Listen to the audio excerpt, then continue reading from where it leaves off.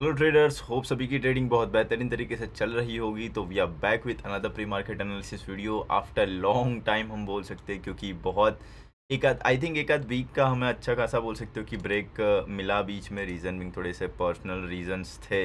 Okay, but anyways सभी चीज़ें back to track, सभी चीज़ें प्रॉपरली टाइम टू टाइम आपको अभी से मिलती रहेगी।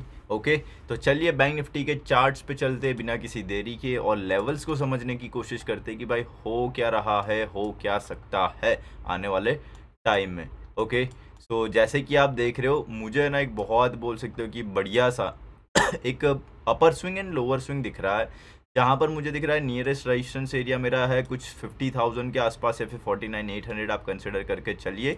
नीचे की साइड आज का जो भी स्विंग लो है ना 48,500 के आसपास पकड़ के चलिए।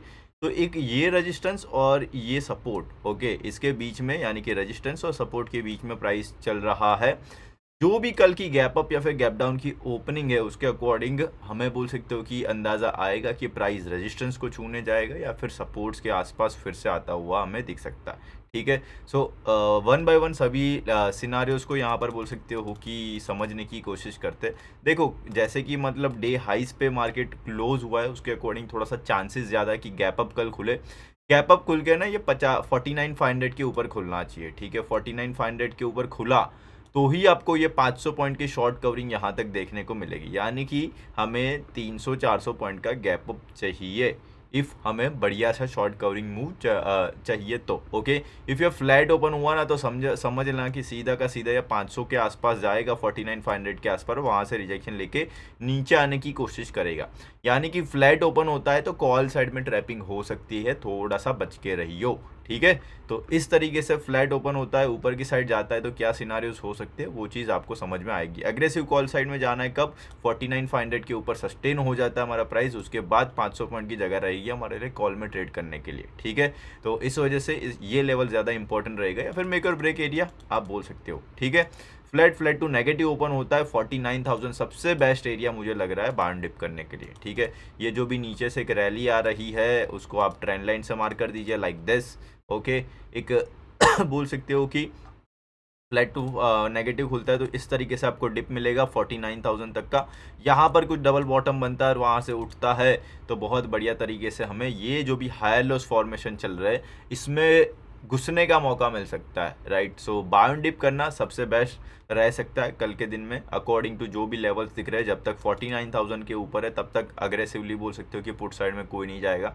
आज जो भी अग्रेसिवली पुट साइड में गए सभी लोग ठुके हैं, जो आपको ऑलरेडी दिख रहा ही होगा। ठीक है, तो इस वजह से पुट साइड में अभी के लिए तो हम नहीं जा रहे जब तक फिर आप 49,000 नीचे की साइड में टूट नहीं जाता। ओके, सो नीचे की साइड फ्लैट टू नेगेटिव खुलता है तो ये सीन है। ठीक है, डायरेक्टली बहुत बड़ा गैप डाउन खुलता है 48,800 के आसपास तो फिर हम वेट करेंगे 48,500 के आसपास आने का, क्योंकि कल के दिन में भी आज के दिन में भी यहीं से बाइंग गई तो हो सकता है वहाँ से एक बाउंस हमें देखने को मिल सकता है। ठीक है, तो ये तो हो गया सिनारियो वाइज कि भाई क्या क्या चीज़ें, क्या क्या लेवल्स हमें ध्यान में रखने हैं। उसके अलावा इफ़ इंपॉर्टेंट लेवल्स टूटते तो क्या हो सकता है कि भाई 49,500 टूटा तो 50,000, 50,000 टूटा तो 500 पॉइंट की जगह और खुलती हुई हमें दिखेगी। नीचे की साइड प्रीवियस डेज के लोज जो भी टूटते हैं 500 वाले, 48,500 वाले, तो फिर हमें बोल सकते हो कि नीचे की साइड 500 पॉइंट की जगह खुलती हुई दिखेगी। साइकोलॉजिकल एरियाज बहुत ज़्यादा बोल सकते हो कि नज़दीक नज़दीक यहाँ पर दिख रहे हैं, उसके अकॉर्डिंग ये साइकोलॉजिकल एरियाज के अकॉर्डिंग टारगेट्स रखना ज़्यादा बेहतर लग रहा है अभी के लिए। ठीक है, तो ये थे सिनारियोज और सिनारियोज के अकॉर्डिंग कहाँ पर ट्रैपिंग हो सकती है वो, एज वेल एज लेवल्स जो आपको कल के दिन में इंपॉर्टेंट रहेंगे या फिर यूजफुल हो सकते हैं। तो ये था बैंक निफ्टी गाइज। अभी आ जाते हैं हम हमारे निफ्टी 50 पर। ठीक है, तो निफ्टी 50 में एक बढ़िया सा राउंडिंग बॉटम दिख रहा है किसी को लाइक दिस, कुछ राउंडिंग बॉटम जैसा भी सिनारियो है। First pull back, second pull back और सेकेंड पुल बैक के बाद kind of a third pull back, ऐसा कुछ ट्रिपल बॉटम जैसा सिनारियो भी दिख रहा है। बट ट्रिपल बॉटम्स कुछ राउंडेड शेप में ही है तो आप सीधा का सीधा, मैं तो बोलूँ ट्रिपल बेटा छोड़ो, वो सब चीज़ें बोलना ही नहीं है, एक रेजिस्टेंस मार्क कर लेते हैं day highs.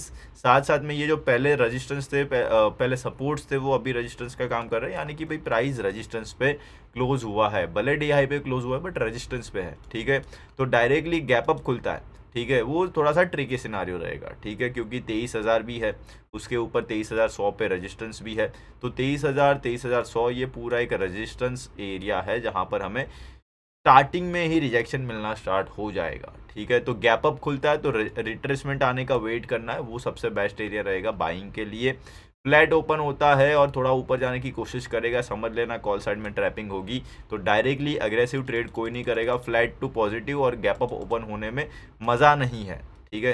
Flat to negative open होता है, एक रिट्रेसमेंट देता है और कुछ 22,900 या फिर 870 के आसपास सपोर्ट लेके फिर घूमता है ऊपर। So that will be best scenario for higher lows and buy on dip scenario, right? So dip आए ज़्यादा बेहतर रहेगा, या फिर एक बार ट्रैपिंग हो जाने दो और उसके बाद फिर डबल बॉटम जैसा कुछ बना के ऊपर जाता है, वो सबसे बेस्ट सिनारियो रहेगा। आप 23,100 पे कुछ 130 पॉइंट की जगह खुल रही है तो वहाँ पर कॉल साइड में ट्रेड कर सकते हैं ये वाले एरियाज़ के ऊपर, राइट। तो ये वाले एरियाज टूटेंगे तो 230 तक आएगा।